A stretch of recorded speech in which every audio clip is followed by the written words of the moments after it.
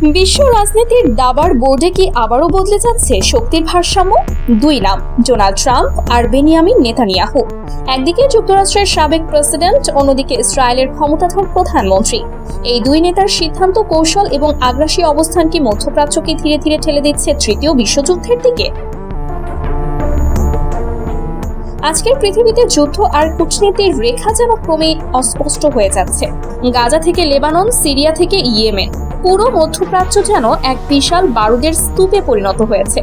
আর সেই স্তূপের ওপর দাঁড়িয়ে আছে মার্কিন সামরিক শক্তি এবং ইসরায়েলের আক্রমণাত্মক সামরিক কৌশল। প্রশ্ন হলো, এই উত্তেজনা কি কেবল শক্তি প্রদর্শনের খেলা, নাকি সত্যি এক সর্বাত্মক বৈশ্বিক সংঘাতের পূর্বাভাস? ইরানের রাষ্ট্রীয় গণমাধ্যম ও আন্তর্জাতিক বিশ্লেষকদের মতে ট্রাম্প নেতানিয়াহু জুটি বিশ্বের জন্য এক ভয়ঙ্কর সমীকরণ। ইরানের প্রভাবশালী সামরিক ও রাজনৈতিক নেতা, সাবেক রেভলিউশনারি গার্ডসের কমান্ডার মহসেন রেজা সম্প্রতি সতর্ক করে বলেছেন, এই দুই নেতার নীতি ও সিদ্ধান্ত বিশ্বকে ভয়াবহ সংঘাতের দিকে ঠেলে দিচ্ছে। তার এই মন্তব্য এসেছে এমন এক সময়ে যখন গাজা যুদ্ধ এখনো চলছে, ইরান ইসরায়েল উত্তেজনা চরমে, হিজবুল্লাহ লেবানন সীমান্তে সক্রিয়, আর মার্কিন যুদ্ধজাহাজ আরব সাগরে টহল দিচ্ছে। কিন্তু কেন ইরান এতটা শঙ্কিত? এর উত্তর লুকিয়ে আছে ট্রাম্পের সর্বোচ্চ চাপ নীতিতে। তার প্রশাসন ইরানের ওপর কঠোর অর্থনৈতিক নিষেধাজ্ঞা আরোপ করেছে, তেল রপ্তানি বন্ধের চেষ্টা করেছে এবং দেশটিকে আন্তর্জাতিকভাবে বিচ্ছিন্ন করার কৌশল নিয়েছে। অন্যদিকে নেতানিয়াহু বারবার ঘোষণা দিয়েছেন, ইরানের পারমাণবিক কর্মসূচি ইসরায়েলের জন্য অস্তিত্বগত হুমকি। তিনি প্রকাশ্যেই বলেছেন, প্রয়োজনে ইরানের পারমাণবিক স্থাপনায় সামরিক হামলা চালানো হবে। এখন আর যুদ্ধ শুধু প্রক্সি পর্যায়ে সীমাবদ্ধ নেই। আগে ইরান ও ইসরায়েল একে অপরের বিরুদ্ধে লড়ত সিরিয়া, লেবানন, গাজা ও ইয়েমেনে পরোক্ষ শক্তির মাধ্যমে, কিন্তু সম্প্রতি পরিস্থিতি বদলে গেছে। ইসরায়েল সরাসরি ইরানের সামরিক স্থাপনায় হামলা চালিয়েছে। জবাবে ইরানও ইসরায়েলের দিকে ড্রোন ও ক্ষেপণাস্ত্র নিক্ষেপ করেছে।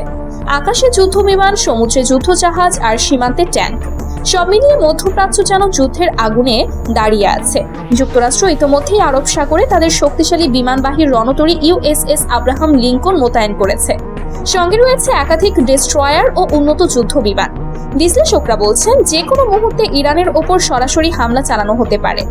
এদিকে ইসরায়েল মার্কিন কর্মকর্তাদের স্পষ্ট বার্তা দিয়েছে, ইরানের ব্যালিস্টিক ক্ষেপণাস্ত্র কর্মসূচি তাদের জন্য রেড লাইট। এই সীমা অতিক্রম করলে তারা একতরফাভাবে সামরিক পদক্ষেপ নেবে। কিন্তু এখানে ঝুঁকিটা আরো বড়। যদি ইরান ইসরায়েল পূর্ণমাত্রার যুদ্ধে জড়িয়ে পড়ে, তা কখনোই শুধু দুই দেশের মধ্যে সীমাবদ্ধ থাকবে না, কারণ ইসরায়েলের পাশে থাকবে যুক্তরাষ্ট্র, যুক্তরাজ্য, ফ্রান্স ও পশ্চিমা মিত্ররা। অন্যদিকে ইরানের পাশে রয়েছে হিজবুল্লাহ, হুতি, শিয়া মিলিশিয়া এবং পরোক্ষভাবে রাশিয়া ও চীন। এটা আর আঞ্চলিক যুদ্ধ নয়, এটা হতে পারে বিশ্ব শক্তিগুলোর সরাসরি সংঘর্ষ। অনেক বিশ্লেষক মনে করেন, ট্রাম্প ও নেতানিয়াহু যুদ্ধ চায় না, তারা ভয় দেখিয়ে প্রতিপক্ষকে দুর্বল করতে চায়। কিন্তু ইতিহাস বলে, অনেক সময় এমন শক্তি প্রদর্শনই অনিচ্ছাকৃত যুদ্ধের কারণ হয়ে দাঁড়ায়।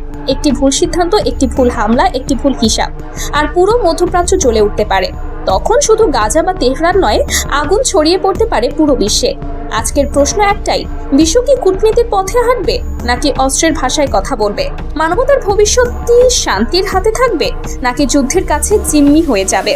আর এই ইতিহাসের মোড় ঘোরানোর মুহূর্তে ট্রাম্প ও নেতানিয়াহুর সিদ্ধান্তই হয়তো ঠিক করবে, আমরা কি শান্তির যুগে ফিরবো, নাকি তৃতীয় বিশ্বযুদ্ধের অন্ধকারে প্রবেশ করব।